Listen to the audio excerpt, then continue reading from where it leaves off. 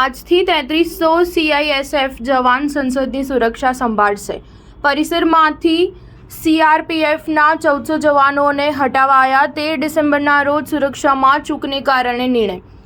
નવી સંસદ ભવનની સુરક્ષામાં ચૂક થયા બાદ નવી અને જૂની સંસદની ઇમારતોની સુરક્ષાની જવાબદારી સેન્ટ્રલ રિઝર્વ પોલીસ ફોર્સ પાસેથી હટાવીને સેન્ટ્રલ ઇન્ડસ્ટ્રીયલ સિક્યુરિટી ફોર્સને સોંપવામાં આવી છે. આજે 20 મેથી સંસદની સુરક્ષા માટે CISFના 3300 જવાનો તૈનાત કરવામાં આવશે. CRPFના પાર્લામેન્ટ ડ્યુટી ગ્રુપ એ 17 મેના રોજ પોતાના 1400 સૈનિકોને પાછા બોલાવાયા છે.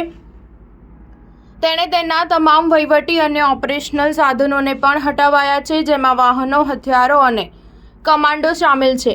CRPF કમાન્ડર DIG રેન્કના અધિકારીએ સંસદની સુરક્ષા સામે જોડાયેલી તમામ માહિતી CISFને સોંપી દીધી છે. એજન્સીના જણાવ્યા અનુસાર CISFના 3317 જવાન આતંકવાદીઓ અને હુમલાખોરોથી સંસદની સુરક્ષા કરશે. CISFના જવાનો છેલ્લા 10 દિવસથી સંસદની સુરક્ષા માટે તાલીમ લઈ રહ્યા છે. તેમણે NSGના બ્લેક કમાન્ડો સાથે પણ તાલીમ આપવામાં આવી છે. CISF જવાનોને entry gate checking, luggage checking, bomb detection અને ડિફ્યુઝિંગ, આતંકવાદી હુમલા પર ઝડપી કાર્યવાહી, સ્નાઇપર સ્ટ્રાઇકની તાલીમ આપવામાં આવી છે.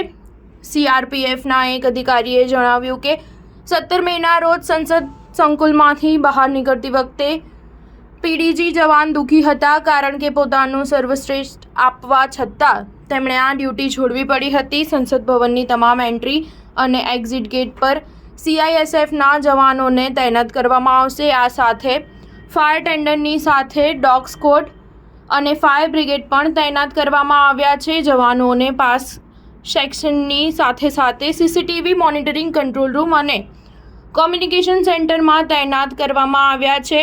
રિસેપ્શન પર તૈનાત થનાર પુરુષ અને મહિલા CISF જવાનોનો ડ્રેસ અલગ હશે.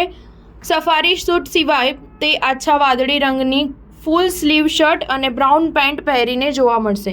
સ્ટાર ન્યૂઝ 7 હંમેશા સચ્ચાઈની સાથે.